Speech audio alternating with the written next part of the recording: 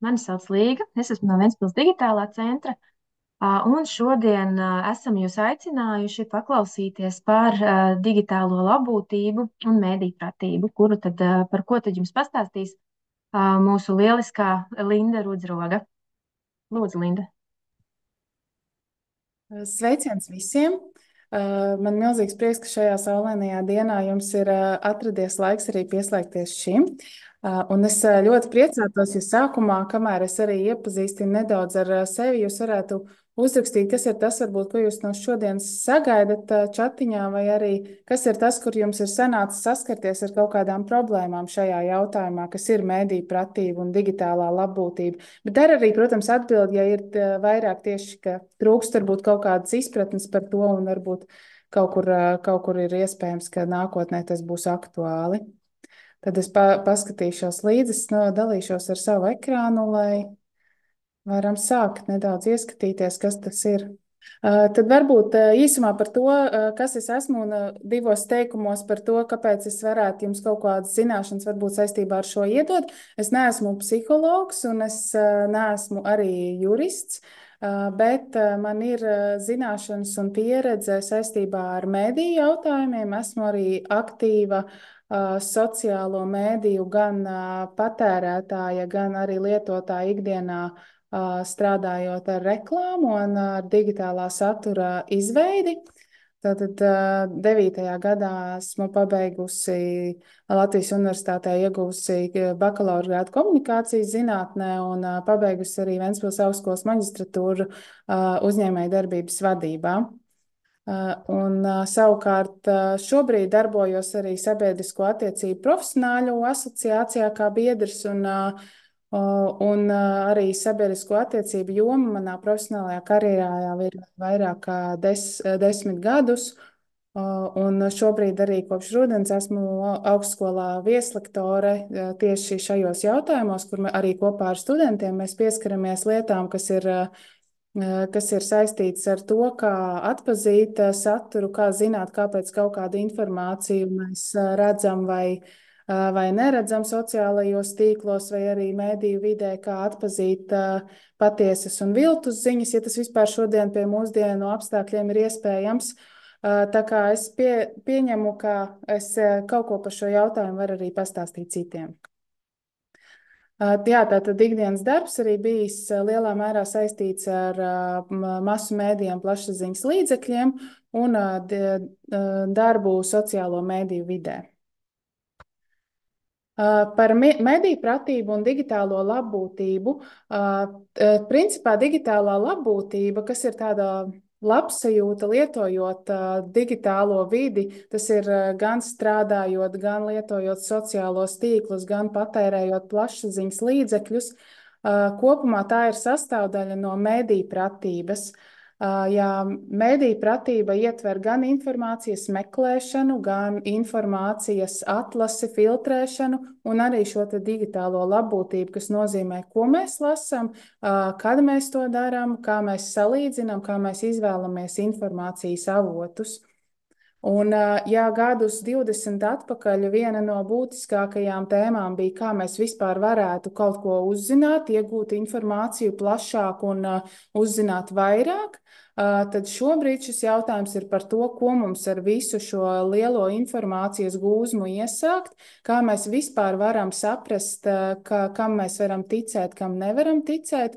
Līdz ar to šīs te specifika šajā mēdīju pratības jomā ir būtiski pamainījusies, jo šobrīd jau tas vairs nav stāsts par vienu enciklopēdiju, kurā mēs pieņemam, ka rakstīta patiesība, bet nedomāju, ka jebkurš šobrīd visā pasaulē varētu pateikt, ka jā, es 100% zinu, kā atšķirt īstu ziņu no viltus ziņas.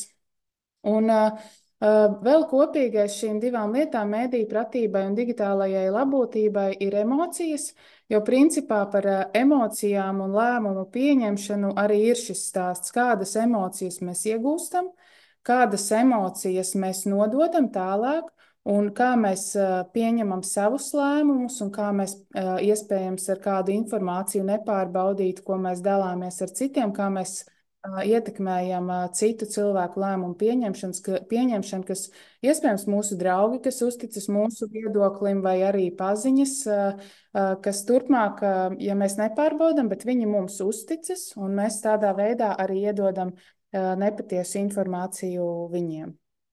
Un jūs droši arī sakat, ja jums ir kādi jautājumi procesā, var pacelt rociņu vai tāpat runāt. Tā kā. Tad nākamais man tūlīt. Tā, jā. Tātad par mēdīju pratību.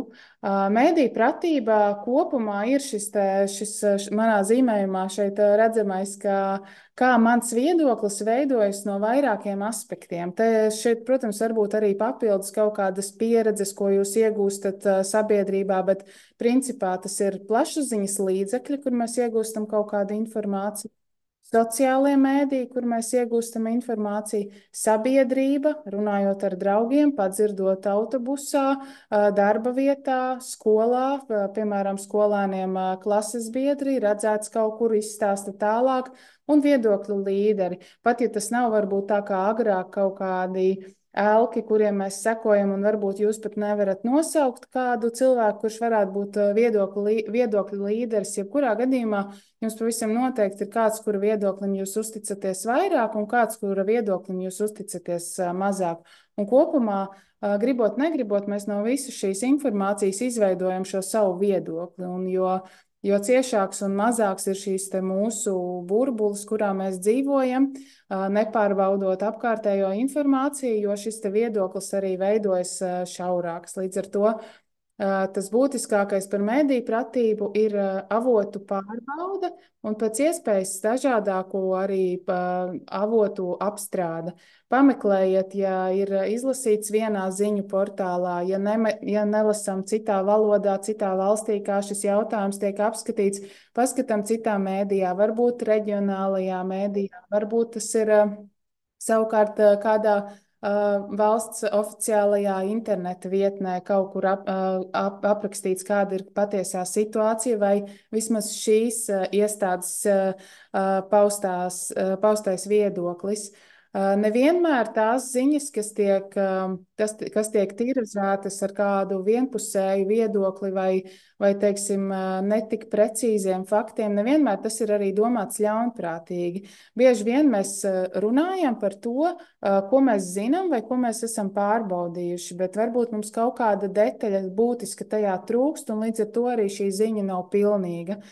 Tāpēc ir būtiski paskatīties no visiem iespējamiem avotiem. Tā kā, ja, piemēram, ir situācija, kur ir sižets, kur ir notikusi, piemēram, zādzība, ir viedoklis zaglim, ir savs viedoklis, apzaktajam ir savs viedoklis, un policistam vai likuma aizstāvim ir savs viedoklis, un šos visus tikai saliekot kopā, mēs kaut kādu tādu kopainu varam sagatavot. Un tā ir principā ar jebkuru informāciju, ko mēs meklējam, kas ir tāda mums tāda būtiska, kas mums var nākotnē likt pieņemt vienu vai otru lēmumu.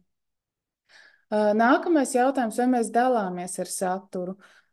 Bieži vien ir tā, ka mēs ieraugam tikai virsrakstu, un ar šo virsrakstu arī dalāmies, piemēram, sociālajos mēdījos, vai arī mēs izstāstam tālāk, nepārbaudot informāciju. Tad jautājums ir par to, cik mēs paši esam līdzatbildīgi kaut kādas informācijas izplatīšanā, cik daudz mēs paši tajā iesaistāmies, un kurā brīdī varbūt, ka ir vērts, piemēram, pagaidīt un saprast, kā šī informācija tā kā vai apstiprinās vai neapstiprinās, un līdz ar to arī mēs tālāk varam saprast, vai mēs ar viņu tiešām varam dalīties, vai tā ir pārbaudīta, un, protams, arī kā netikt apmuļķotam arī šajā mūsdienu plašajā informācijas vidē. Tāpat kā es jau pieminēju, ka stāsts ir par to, kā mēs jūtamies patērējot saturu. Jo mēs vairāk izmantosim šo informāciju būsim tādā negatīvā burbulī un negatīvu informāciju lasīsim visu laiku. Arī šeit ir stāsts par mūsu emocionālo labsajūtu, par to, kā kopumā sabiedrībai veidojas emocionālais fons. Un līdz ar to mums ir mazliet arī tā kā jānosaka kaut kādas robežas, par ko es tālāk arī pastāstīšu par to, kā mēs šo labsajūtas fonu varam uzlabot. Ir kaut kādām robežām jābūt, cik daudz ko mēs patērējam, kā mēs padalām to, kur mēs tikai, lai mēs neiegūstam tikai vienu informācijas avotu, un kas piedevām varbūt ir nepietiekami pārbaudīts, varbūt vēl piedevām negatīvs, un līdz ar to par emocionālo labsajūtu vai labbūtību nevar būt nerunas. Par nozīmi. Viens no iemesliem ir ietekme gan īstermiņā, gan ilgtermiņā, tātad mediju pratībai. Ja mēs skatāmies īstermiņā, tad, protams, mēs varam pieņemt nepārdomātus lēmumus, balstoties uz kaut kādu informāciju. Mēs varam rīkoties tā vai citādi. Mēs varam iztērēt līdzekļus, nepārbaudot informāciju, kaut vai šīs ātrās dārgu telefonu reklāmas, kur mēs varam tā kā laimēt, un pēc tam mēs piesakojam, iespējams, mums piedāvā vēl kaut ko pārdot, vai skatoties, saņemot, piemēram, no savas bankas it kā jautājumu ar konta datiem, un šī ir tāda ietekme īstermiņā, kur mēs nepārbaudot informāciju varam paši kļūdīties un ļaut vai likt kļūdīties arī saviem līdzcilvēkiem. Savukārt ilgtermiņā arī šeit ir gan pozitīvais, gan negatīvais aspekts ilgtermiņā. Tātad, ja mēs sekojam līdzi notikumiem pasaulē un mēs paskatāmies dažādus avotus, kur tiek publicēts, kāda ir cēloņu seku sakarība dažādām lietām, kas tiek kaut kur rakstītas, kāpēc man vispār šāda informācija parādās, tad tas ir tāpat kā kādreiz risināja krustvārda mīklas. Un, lai asinātu prātu, principā mēs iegūstam gan prasmi apstrādāt un uztvert informāciju, gan arī saskatīt šīs cēloņu sakarības un galvenais paši pieņemt lēmumu, izvērtējot dažāda veida informāciju. Gan arī mēs asinam prātu, lai vēlāk, kad varbūt mums būs grūtāk pieņemt šādus lēmumus, kas ir sevišķi vēlsies vēl vairāk pāri mums sociālo mediju vidē, tad mums būs pietiekami daudz zināšanas, lai adekvāti reaģētu un lai mēs varētu tiešām paši būt modri, uzmanīgi un paši pieņemt lēmumus, nebalstoties uz kādu vienu informāciju, ko mēs pēkšņi saņemam no kaimiņiem Facebookā. Un sabalansēts saturs, kas ir pamatinformācija, no kuras mēs saņemam ziņas. Man ļoti patika, kādā intervijā žurnālists Ancis Bogustovs salīdzināja informācijas patērēšanu ar uzturu, un tad sociālos mēdījus viņš salīdzināja ar saldo ēdienu vai desertu, kurš ir jāpatērē kā arī informācijas avots, bet to mēs vairāk tādam saldējam izmantojam. Savukārt par pamatēdienu mēs tomēr ņemam šos te oficiālos ziņu portālus, arī mēs pārbaudam dažādus, iespējams visā pasaulē. Tad šim es vēl papildus varētu pievienot, runājot arī par šo te emocionālo labbūtību, ka mums ir noteikti jābūt arī pauzītēm, kurās mēs arī neēdam. Tā kā, lai mums būtu arī tā kā atslodzi no šī visa un lai mēs varētu justies labi un nākamreiz atkal paskatoties informāciju, mēs būtu spējīgi to apstrādāt bez šāda emocionālā fona. Par kritisko domāšanu šeit jau nedaudz pieskāros tam, ka mums ir jāsaprot, vai visiem par šo būtu viens redzējums par šo jautājumu, vai, ja mēs skatāmies, piemēram, viena no lielākajām kampaņām vai notikumiem bija Covid pandēmija un vakcinācija, kurā bija tik ļoti daudz informācijas, tik daudz viltus ziņas, tik daudz zinātnisku datu un daudz un atšķirīgu, ka pat cilvēkiem, kas aktīvi seko līdz dažādiem informācijas avotiem, bija ļoti grūti pieņemt dažādas lēmumus, jo sākot no tā, kā Covid kā tāds nemaz neeksistē, nerunājot par vakcīnu ietekmi, un es šobrīd nerunāju par to, tieši par šo jautājumu kā tādu, un nemeklēju atbildes uz to, bet runāju par to, cik daudz dažādu informāciju parādījās mēdījos, un cik grūti bija cilvēkiem saprast, kas vispār notiek un kam būtu jātic. Tad, protams, kas ir informācijas avots? Neaizmirsīsim, ka mēs tomēr pasakojam līdzi arī tam, kas parādās oficiālajās interneta vietnēs, centrālās statistikas pārvaldes dati, ja mums ir kaut kāda datu informācija parādās. Un jā, jautājums, kāpēc vispār kāds šo informāciju vēlas man piegādāt? Par manipulēšanas veidiem, kādi tie ir, bieži vien arī jauši vai nejauši, bet kādas kad ir tās tendences, ar kādām ar mums mēdījos vai, nu, principā ne tādu oficiālos plašsaziņas līdzekļos, bet, piemēram, sociālo mēdīju vidē vai arī parādās kaut kādos informācijas internetu vietnēs, tad viens no tiem ir, protams, viltus ziņas, kur ir dezinformācija, mēli, izraušana no konteksta. Droši vien arī būsiet pamanījuši, ka ir kaut kādas, piemēram, politiķu intervijas, kur atbild uz jautājumu gari un plaši, bet rezultātā, piemēram, konkurenti savā informācijas burbulī nopublicē tikai kādu vienu teikumu, kas izskatās pavisam citādāk nekā šis te politiķis bija teicis. Tā kā un tad ir arī, protams, apzināti, neapzināti meli un dezinformācija. Tā, tas ir viens no veidiem. Sensācija mums, protams, visiem patīk. Nu, es atvainojos, ka es par visiem, bet kopumā ir tā, ka cilvēkam patīk redzēt kaut ko atšķirīgu, piesaistošu, un līdz ar to arī šie pārspīlējumi, intrigas, šokējoši pavērsieni, kas piesaista uzspiest uz kāda no virsrakstiem, un tad vienīgi jautājums, vai tas, ko viņš tur rezultātā izlasa, ir saistīts vispār ar šo virsrakstu.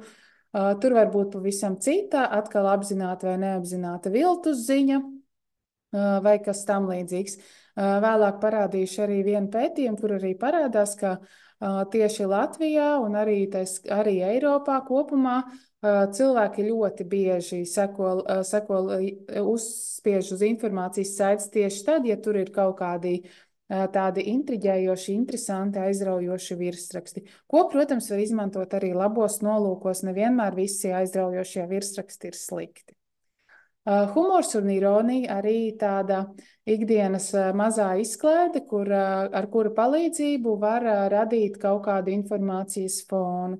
Tā skaitā gan par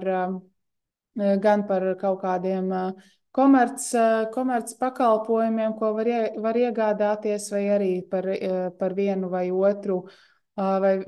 otru žurnālistu vai informācijas avotu. Tā kā arī šis ir tas, uz ko cilvēki tiešām uzķeras. Politiskā propaganda, protams, tas ar veselu likumu regulēts tieši priekšvēlēšanu laikā, bet tā neapstājas principā nevienu brīdi. Arī interneta troļļi, kas ir gan tie var būt apmaksāti kādam konkrētās interesēs, gan arī ir cilvēki, kuri uzzinājuši kādu informāciju tik ļoti naski, ar to cenšas dalīties ar citiem, ka pie visām ziņām steidz komentēt savu viedokli un tādā veidā izplata informāciju, un bieži vien šī informācija ir ļoti tendencioza un varbūt pat patiesībai neatbilstoša. Sociālo mediju algoritma izmantošana, kas nozīmē visvienkāršākajā veidā algoritmu var izmantot, piemēram, maksas reklāmas, orientējot uz kādu cilvēku grupu un no dažādiem avotiem. Un jums šķitīs, ka par to taču runā visi, jo es jau saņēmu no 5 dažādiem avotiem šo vienu informāciju, kaut gan patiesībā ir uzlikta reklāma ar algoritmu, kas vienkārši jūs par to informē. Un ja vēl jūs sāksiet sekot un dalīties ar šo saturu, jūs to saņemsiet vēl arvien vairāk. Un tādā veidā arī šo informāciju vēl vairāk uztversiet savā apziņā, vai arī dalīsieties ar citiem. Tā kā arī šis ir tāds vienmēr pavērtēt to arī par interneta troļļiem iepriekš, ko pieminēju. Vienmēr var paskatīties, kas ir šis profils, kurš to raksta, vai viņam vispār ir vēl kāds draugs. Piemēram, Facebookā runājot, vai viss saturs ir vienveidīgs. Varbūt, ka tur ir tikai šāda veida raksti. Arī tas liek būt tā kā modriem, saprast, ka varbūt ka šis cilvēks nav gluži tas, kuram vajadzētu uzticēties, nav gluži tas, kurš varētu sniegt to objektīvāko viedokli.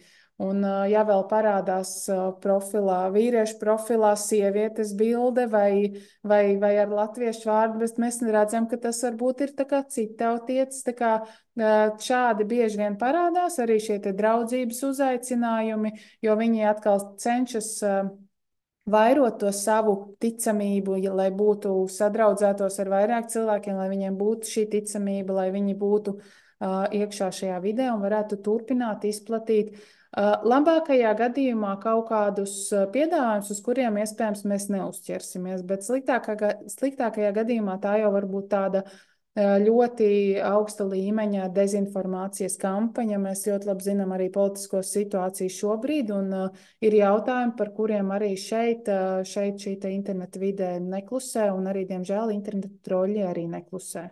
Tā kā un, protams, pēdējais ir šis te arī, ko es minēju, ka cilvēki šobrīd principā nevar būt pārliecināti tam, ko viņi lasa un skatās, ir šis te deepfake. Es ļoti atvainojos par anglicismu, bet man šķiet tas piemērots šis vārdu savienojums deepfake laikmets, kurā mēs tā kā šie dziļie viltojumi, jo principā šobrīd arī šeit varētu nesēdēt es, bet varētu būt jau robots uztaisījis ar manu balsi un manu kādu citu video ar ierunātu saturu, ka es vadu šo te lekciju šobrīd. Tā kā arī video var uztaisīt ļoti ticamus šodien ar mākslīgā intelekta palīdzību.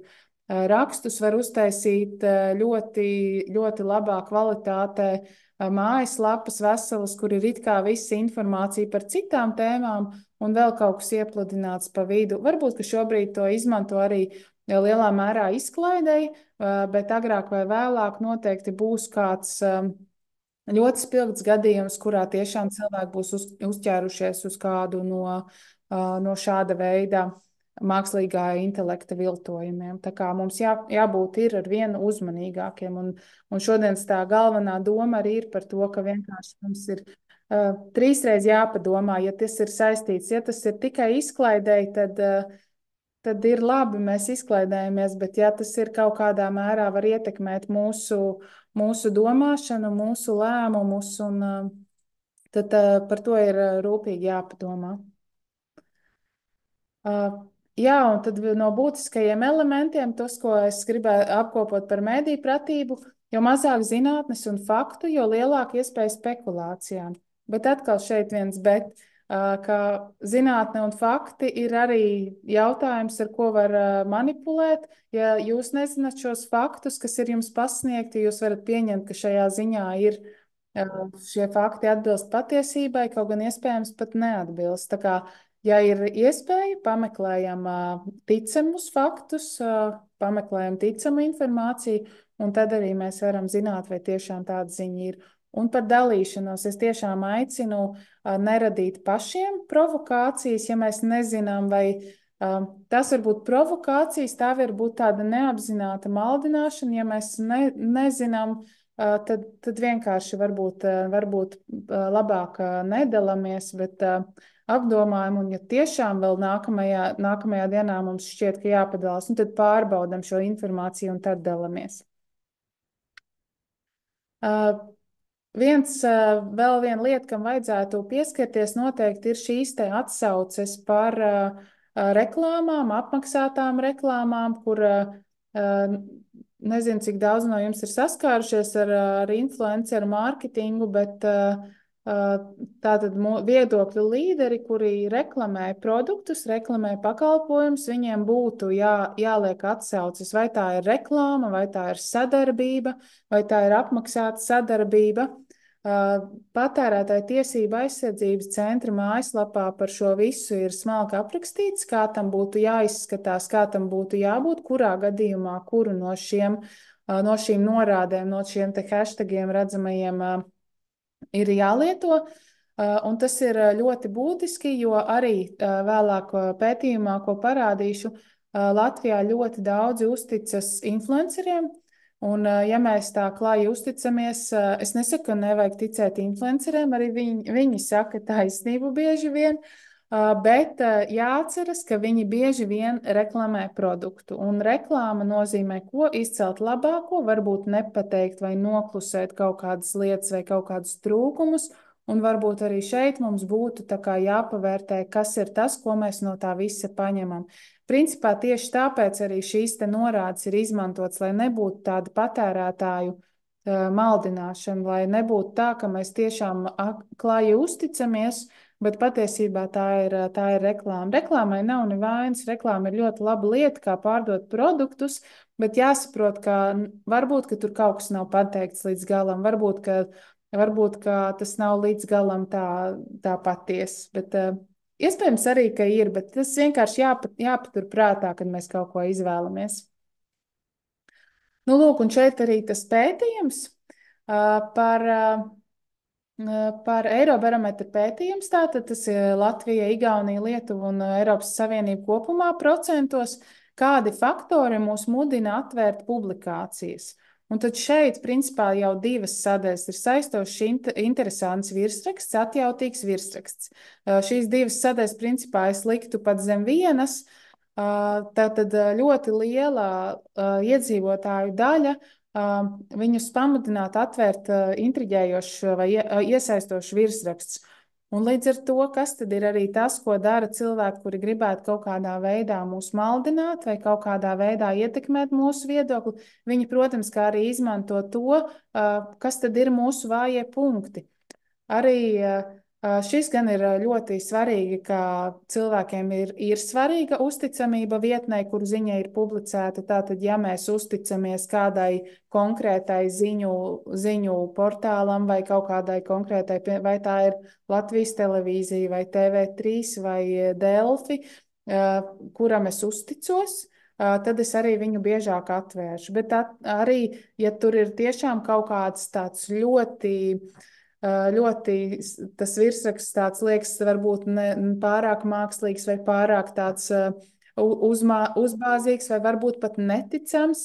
Paskatāmies atkal adresē, vai nav kaut kādas kļūdas adresē, jo šādas mājaslapas arī bieži vien uztaisa, kas ir ļoti līdzīgas oriģinālajai. Viņas pat kādu dienu var pastāvēt, vēlāk viņas, protams, vairs nepastāv, bet arī šis ir būtiski, ka reizēm, ja nemaldos, bija BBC News, kas ir ziņu portāls, viņiem arī bija uztaisīta tā kā viltus lapa, kurā bija informācija publicēta. Tā kā ar to arī, bet tas tādos, protams, mēs neiesim katru reizi, katru informāciju, ko mēs izlasām, pārbaudīt 7 vietās un 8 valodās, bet principā šajos gadījumos runāju par tādām ziņām, kas tiešām maina kaut kādus lēmumus vai kaut kādus viedokļus sabiedrībā. Jā, protams, interesanta fotografija vai video, vai ar to dalījies kāds draugs vai radinieks vai citi komentētāji. Ja šis tas, ko es jau teicu, ka ja jūs dalāties, tad jums varbūt ir vairāki, kas jums uzticas, un tad sanāk, ka mēs uz priekšu padodam šo informāciju. Nu, tālūk, šis par pētījumu. Savukārt, tagad mazliet patīkamāks, vieglāks temats par digitālo labbūtību. Digitālā labbūtība principā sastāv no 2 daļām.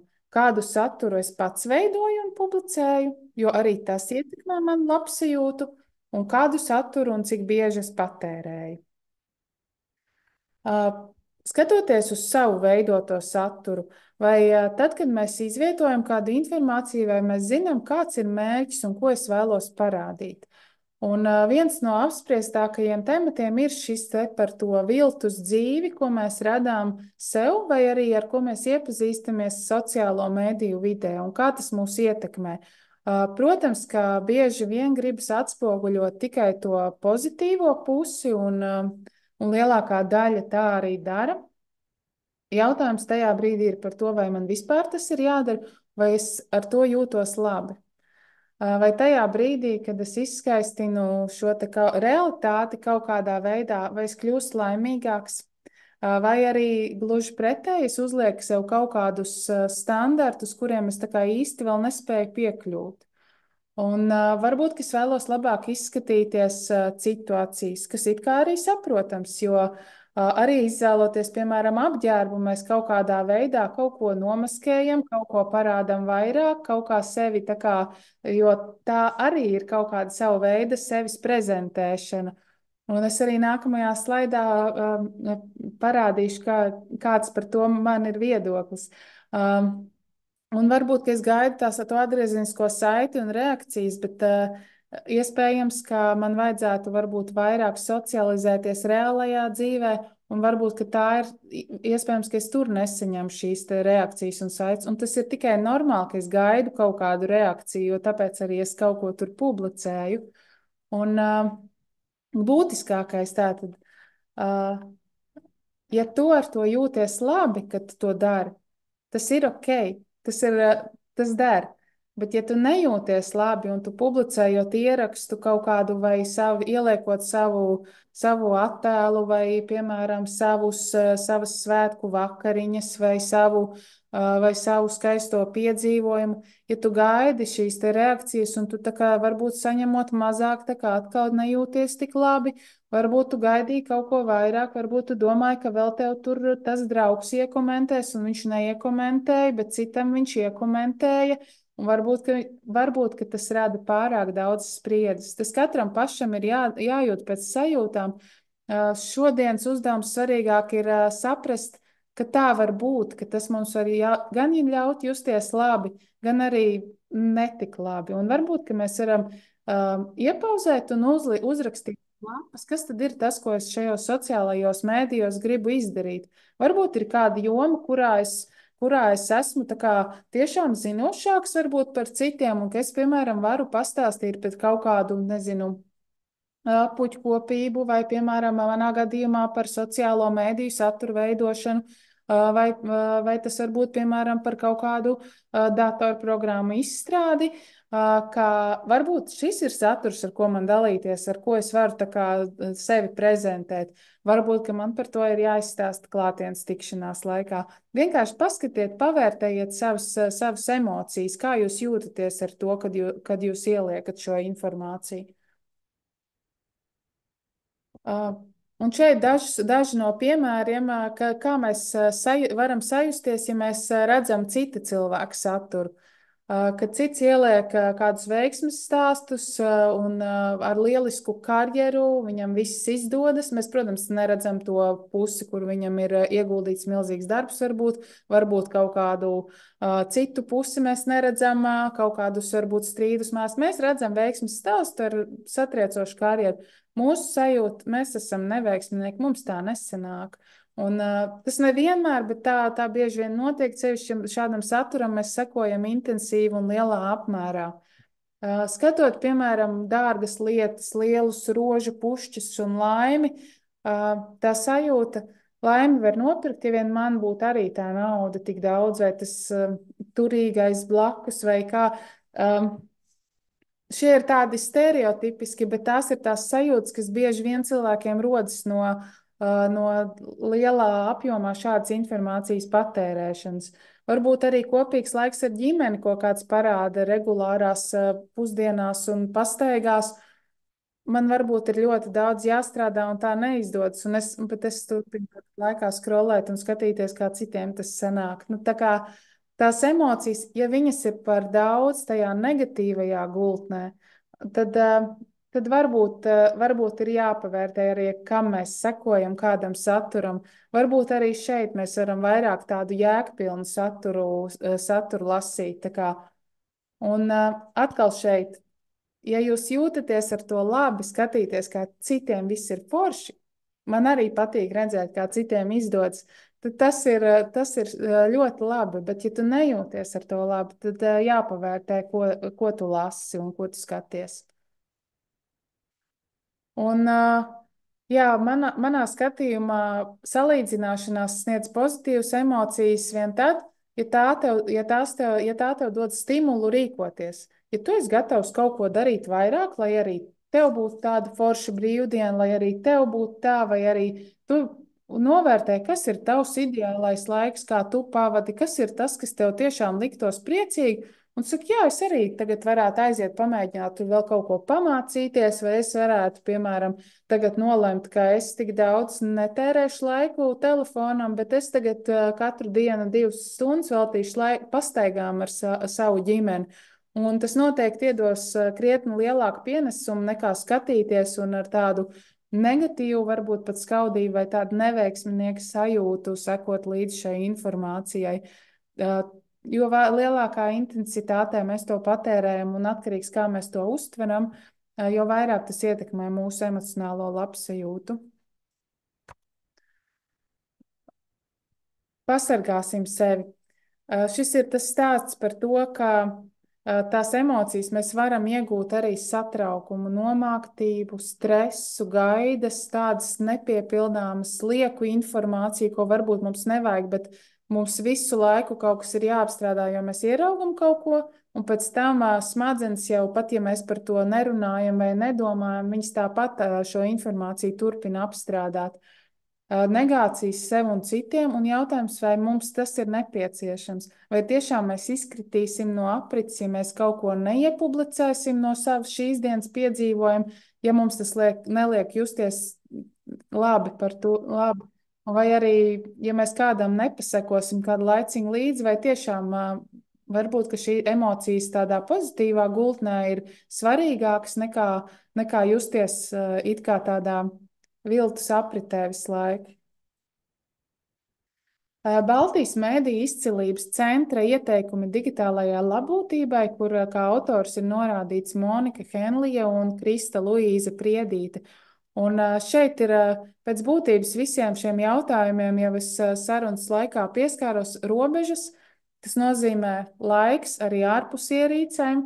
Tas nozīmē arī, ka šīs te digitālā vide papildina mūsu ikdienu, ka mēs neļaujam izsist kaut kādiem digitālajiem notikumiem mūsu ikdienas aktivitātes, ka mēs neļaujam arī tā kā aizskrolēties sev, bet nosakām robežas kaut kādas, kad mēs to darām un kad mēs to nedaram. Apzinātība, esam šeit un tagad, pavadām laiku tādās iesaistas aktivitātēs, kur mēs varam izbaudīt mirkli, kur mēs varam nevis domāt par to, kā tas pēc tam izskatīsies sociālajos tīklos, bet kur mēs varam tiešām baudīt šo te mirkli. Satieciet cilvēkus tik vienkārši. Ierobežojot sociālo mēdīju saturu patēriņu, vēlāk arī parādīšu dažas lietotnes, ar kuru palīdzību to var arī paši pakontrolēt, jo reizēm un pārsvarā liekas, ka mēs to darām krietni mazāk nekā mēs to darām īstenībā. Atrakstieties no liekiem informatīvajiem e-pastiem vai vispār no liekas informācijas, ko jūs saņemat. Bieži vien mēs esam kaut kur saņēmuši pieteikušies, lai mums nāk kaut kādi jaunumi no kaut kādām internetu vietnēm vai nāk paziņojumi, piemēram, tas būs vēl vēlākā punktā arī, nāk paziņojumi par katru komentāru, par katru sirsniņu Instagramā un Facebookā, kas mūs tā kā atkal atsit atpakaļ tajā brīdī, kur tu šobrīd esi. Iespējams, ka ir kaut kādas lietas, ko mēs varam padzēst ārā, lai mūsu tā informatīvā telpa būtu brīvāka un mums nebūtu visu laiku tāda digitālā spriedze, ka mēs kaut ko palaidīsim garām, ja mēs tūlīt neieskatīsimies. Jo pamēģiniet arī atstāt, es zinu, ka arī ne visiem tas ir iespējams, ir cilvēki, kuriem arī ir telefons jāceļ nepārtraukt, vienmēr jābūt sazināmiem, arī vecākiem, kuriem ir bērni, ir jābūt sazināmiem, bet ir brīži un arī programmas, ar kurām tu vari uzlikt, kurš tevi var sazvanīt, kad vai, piemēram, ka tevi var sazvanīt Ja tev ir divi neatbildēti zvani, kurus tev nepienāk, piemēram, naktas laikā, lai trešais pienāk, tā kā tehnoloģijas mums var arī palīdzēt sakārtot mūsu šo te digitālo vidi un cik daudz mēs ļaujam sevi nepārtraukti traucēt. Bezierīču zona. Es domāju, ka mēs pusdienot absolūti drīkstam arī bez telefona, vai, piemēram, kaut kādus konkrētus laikus noteikt, kuros mēs neizmantojam tiešām telefons, un tas būs vērtīgi gan pašiem, gan arī, piemēram, bērniem vai skolēniem, redzēt to, ka nevienmēr vecāks uzreiz pie pirmās iespējas ķer pēc telefona, ka nevienmēr pusdienas pavada šīs te ierīces, un ka bez tā var kādā brīdī arī iztikt.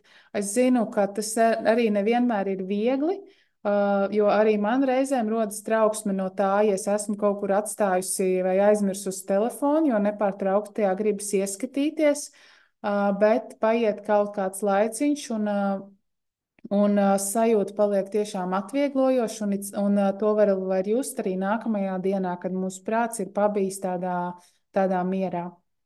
Digitālā higiēna arī visi šie paši principi, kad es lietoju telefonu vai kad es patērēju kaut kādu internetu saturu, cik daudz es to daru, jo vairāk būs šīs skaidrības, jo arī vieglāk mums būs saglabāt tādu emocionālo labsajūtu.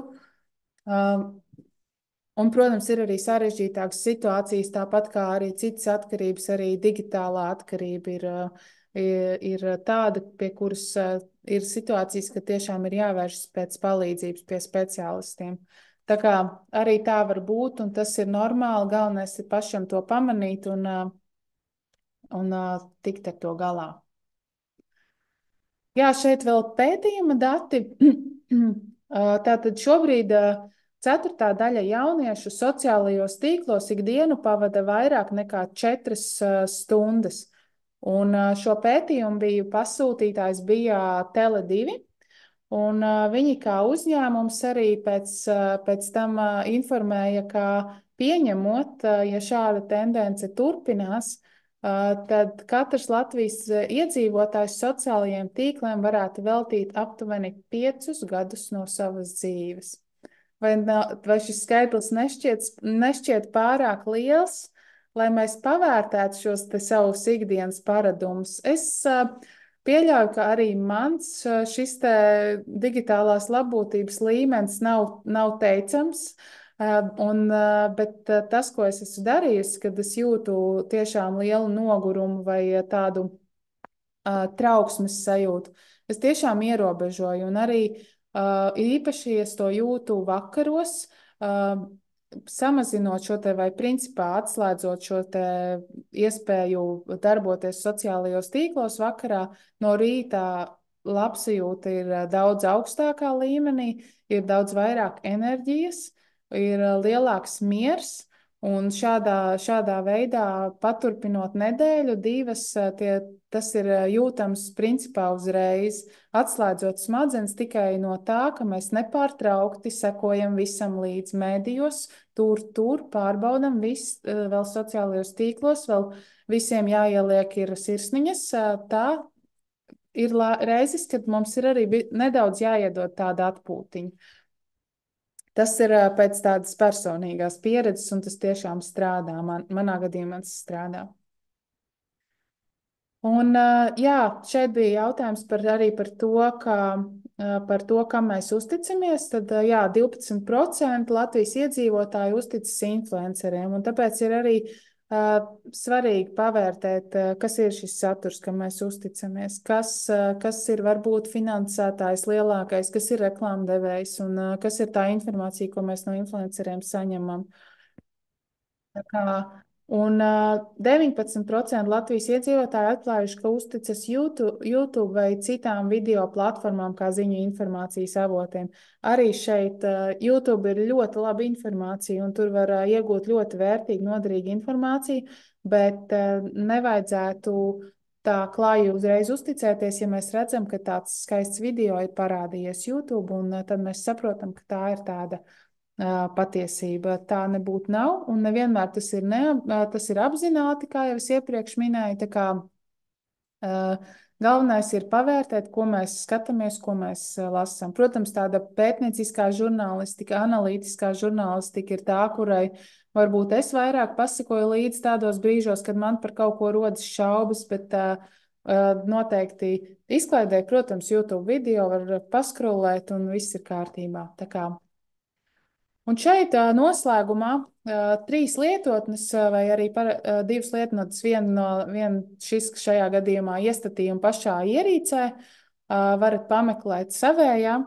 Arvien vairāk un arvien plašāk varam norādīt kaut kādus ierobežojumus, ko mēs paši sev uzliekam. Tas nenozīmē, ka mēs nedrīkstēsim vairs neko skatīties, ja mums beigsies laiks.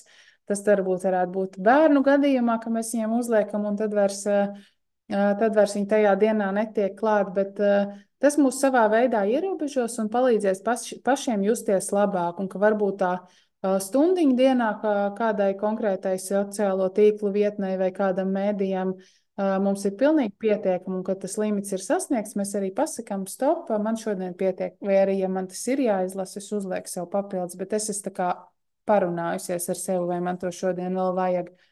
Laiku miegam mēs varam uzlikt gan ar šiem te zvana ierobežojumiem, gan arī ar to, ka no cikiem lietotnes tiek bloķētas, ka mēs vairs nevaram tā brīvi paņemt no naktskapīšu telefonu un ik pa laikam pārbaudīt, vai nav kaut kas jauns ienācis Instagram vai Facebook. Tā kā arī tādas lietas, tur tās funkcijas jau kļūst tiešām arvien lielākas, plašākas, un mēs varam arī citas rutīnas uzlikt, kuros brīžos mēs nelietojam kaut kādas ierīces, vai kuros brīžos mēs to drīkstam darīt par katru lietotni atsevišķi. Tā kā arī bērniem, kuras lietotnes mēs ļaujam lietot, no kurām lietotnēm mēs ļaujam instalēt kaut kādas drošākas vai nedrošākus datus. Tā kā tās iespējas šobrīd ir ļoti plašas, un ja ir kaut kādas konkrētas vajadzības, tad to noteikti arī var atrast. Vēl viena lieta, kas noteikti noder arī vecākiem, ir Family Link, kur arī tas pats interneta vietņu ierobežojums, un var uzlikt arī konkrētas lietotnes, piemēram, e-klases, kurai nav ierobežojums, tad mācīties viņš drīkst visu laiku. Bet tā kā pasakot līdzi, tur arī ir iespēja šī arī bezmaksas versiju, ko es izmantoju. Arī var redzēt bērnu atrašanās vietu, tā kā arī ļoti noderīga lietotne.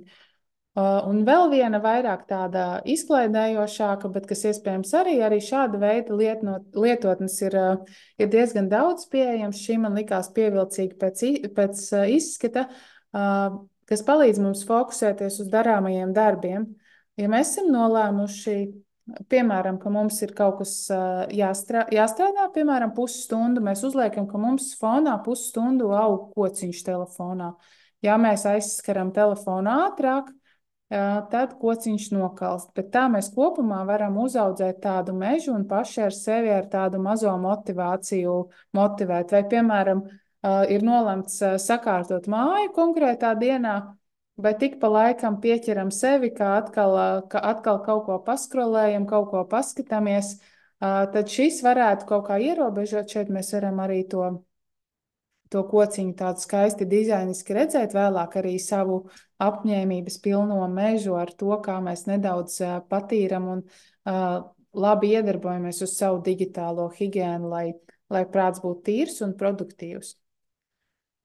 Nu, un tad pats noslēdzošais slaids. Mans silts ieteikums - izvēlieties saturu, lai jūs būtu drošs un apmierināts. Tajā mājaslapā, kur bija publicēti ieteikumi, Baltijas Mēdīju izcilības centra mājaslapā, ja kādam vēl ir kaut kāda papildus lietas, ko gribas noskaidrot, ir arī citi pētījumi pieejami par ieteikumi mēdīju pratības un digitālās labbūtības uzlabošanai, bet tas jau tā detalizētāk un dziļāk pašvērtējums. Nepārvērtēsim savas zināšanas un prasmes atpazīt viltus ziņas. To šobrīd īsti nevar izdarīt neviens, kā jau es minēju.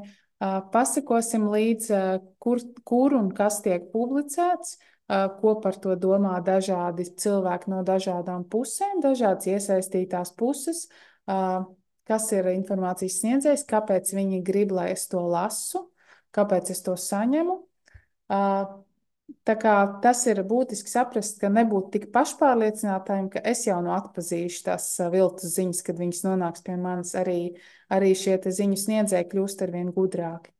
Nākamais, ka it kā tikai tavs viedoklis, bet kādam tas var būt izšķirošs lēmumu pieņemšanā. Mēs dalāmies, mēs nokomentējam situāciju, vienmēr pajautājam, kāpēc un vai tas ir droši un ko mēs gribam, lai citi no tā saprot. Vēl viens būtisks ieteikums. Man kādreiz likās, ka es atpūšos skatoties sociālos mēdījus, bet sociālo mēdīju lietošana nav atpūta. Mēs tikai vēl vairāk, it sevišķi, ja darbs ir saistīts arī ar datoru, ja vēl mēs paskatāmies vēl kādu seriālu vakarā, tad pa vidu vēl sociālo mēdīju lietošana. Tā ir tāda izklaide, bet ne atpūta. Atpūtu mēs šeit vēl vairāk noslogojam savu prātu, kas jau tā ir ikdienā aizņemts ar milzīgu informācijas apjomu. Un novēlējums atrodiet klātienes un digitālās vidas balansu, izvēlēties, kur iespējams vēl arī kaut kādas apmācības, ja iespējams arī klātienē. Ja darbā iespējams, varbūt ar kolēģi no blakus kabineta nevajag zūmā sazvanīties, varbūt ir iespējams satikties klātienē.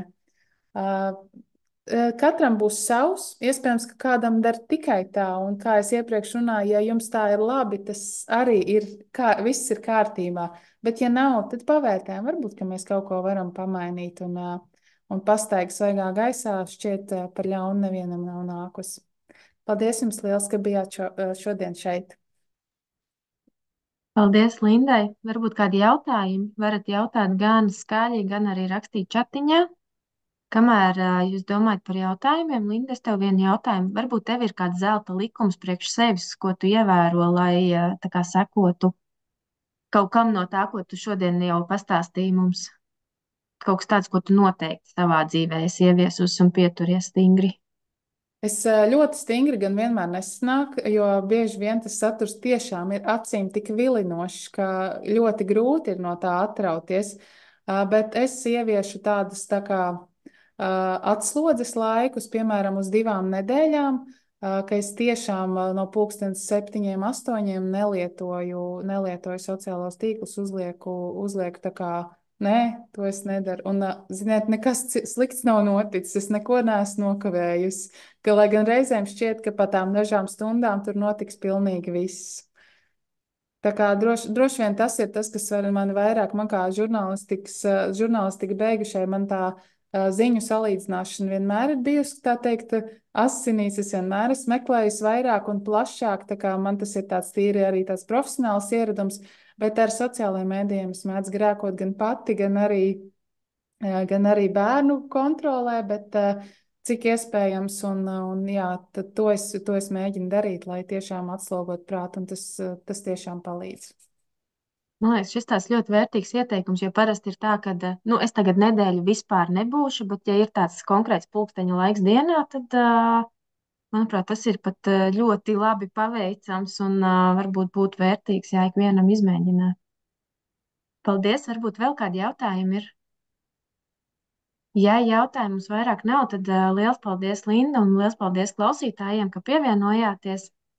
Kā es arī rakstīju chatiņā, nodarbības ierakstu varēsiet atrast YouTube kanālā, bet rīt es arī izsūtīšu visiem e-pastiņu par informāciju to, kur tad tieši jūs viņu varat atrast. Paldies un uz redzēšanos! Paldies visiem! Liels paldies, uz redzēšanos!